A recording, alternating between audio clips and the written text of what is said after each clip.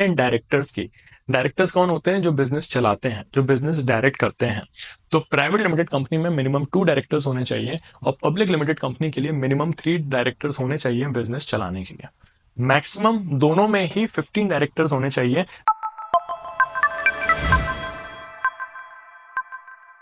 Hello students, today we will be looking after the topic the type of companies. So हमें पता है कि एक होती है प्राइवेट लिमिटेड कंपनी और एक होती है पब्लिक लिमिटेड कंपनी, राइट? अब प्राइवेट लिमिटेड कंपनी कौन सी कंपनी होती है? ये वो कंपनी है जो प्राइवेट इंडिविजुअल चलाते हैं। और पब्लिक लिमिटेड कंपनी, नाम से ही देख सकते हैं, पब्लिक मतलब जिसमें पब्लिक हैं शेयर होल्डर्स, उसको बोलते हैं पब्लिक लिमिटेड कंपनी।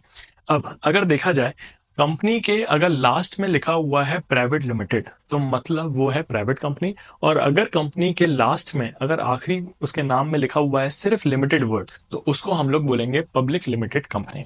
अब कुछ कुछ यहाँ पे चेंजेस हैं अगर देखा जाए प्राइवेट लिमिटेड और पब्लिक लिमिटेड में, कुछ यहाँ पे डिफरेंसेस हैं। फर्स्ट ऑफ ऑल अगर बात करें प्राइवेट कंपनी की, तो प्राइवेट कंपनी में मिनिमम ऑफ 2 मेंबर्स रिक्वायर्ड होते हैं कंपनी स्टार्ट करने के लिए। लेकिन बात करें पब्लिक लिमिटेड कंपनी की, तो मिनिमम 7 मेंबर्स यहाँ पे रिक्वायर्ड है बिजनेस को शुरू करने के लिए, राइट? तो बात करें अगर प्राइवेट कंपनी की, प्राइवेट कंपनी में मिनिमम 2 मेंबर्स चाहिए शुरू करने के लिए बिजनेस। लेकिन अगर बात करें हम लोग पब्लिक कंपनी की, तो पब्लिक कंपनी के लिए मिनिमम 7 मेंबर्स रिक्वायर्ड हैं बिजनेस शुरू करने के लिए।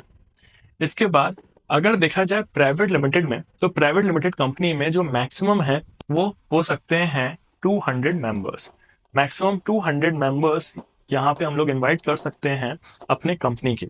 लेकिन अगर बात करें पब्लिक के लिए, तो जैसे पब्लिक लिमिटेड कंपनी कौन सी होती है? अब बात करूं मैं रिलायंस इंडस्ट्रीज की, तो रिलायंस इंडस्ट्रीज एक पब्लिक कंपनी है। तो उसमें मैक्सिमम की कोई लिमिट है क्या? नहीं, मैक्सिमम इसमें अनलिमिटेड होते हैं। मैक्सिमम इसमें अनलिमिटेड हो सकते हैं मेंबर्स, राइट? अब बात करें डायरेक्टर्स की। डायरेक्टर्स कौन होते हैं? जो बिजनेस चलाते हैं, जो बिजनेस डायरेक्ट करते हैं। तो प्राइवेट लिमिटेड कंपनी में मिनिमम 2 डायरेक्टर्स होने चाहिए और पब्लिक लिमिटेड कंपनी के लिए मिनिमम 3 डायरेक्टर्स होने चाहिए बिजनेस चलाने के लिए। मैक्सिमम दोनों में ही 15 डायरेक्टर्स होने चाहिए। 15 डायरेक्टर से ऊपर दोनों में नहीं हो सकते हैं। तो अगर देखा जाए डायरेक्टर्स कितने अलाउड हैं पब्लिक कंपनी में, तो बेसिकली इसमें मिनिमम 3 होने चाहिए, मैक्सिमम 15। बात करें डायरेक्टर्स की प्राइवेट लिमिटेड कंपनी में, तो डायरेक्टर्स जो मिनिमम चाहिए वो यहाँ पे चाहिए 2 और मैक्सिमम यहाँ पे भी 15 की लिमिट है। अब एक वर्ड होता है प्रोस्पेक्टस, एक वर्ड है प्रोस्पेक्टस। प्रोस्पेक्टस मतलब जब भी हम लोग पब्लिक को बोलते हैं हमारी कंपनी में, हमारी कंपनी में अप्लाई करने के लिए शेयर्स के लिए, तो उसको बोलते हैं प्रोस्पेक्टस। जब भी कंपनी को पैसों की रिक्वायरमेंट है, कंपनी पब्लिक के पास जा सकती है और पब्लिक को इनवाइट कर सकती है कि हमारे कंपनी में आप पैसे लगाइए और हम आपको कंपनी की शेयर होल्डिंग देंगे। अब ये सिर्फ प्रिविलेज पब्लिक लिमिटेड कंपनी के पास होती है कि वो लोग प्रोस्पेक्टस इशू कर सकते हैं। प्राइवेट लिमिटेड कंपनी, क्योंकि वो एक प्राइवेट इंडिविजुअल चलाते हैं, तो वो प्रोस्पेक्टस इशू नहीं कर सकते। एक और चीज, जब आप प्रोस्पेक्टस इशू करते हो, फॉर एग्जांपल आपको 200 करोड़ रुपीस चाहिए पब्लिक से और आप उनको उतने के शेयर्स दे रहे हो, तो बेसिकली एक मिनिमम सब्सक्रिप्शन का भी क्राइटेरिया होता है। मिनिमम सब्सक्रिप्शन कहता है कि मिनिमम इतना पैसा तो आपको रिसीव करना ही पड़ेगा अगर आपको पब्लिक से पैसा लेना है। तो फॉर एग्जाम्पल अगर वो 80% है, तो मतलब 200 करोड़ हम लोगों को पब्लिक से लेने थे और उनको हम शेयर्स दे रहे थे।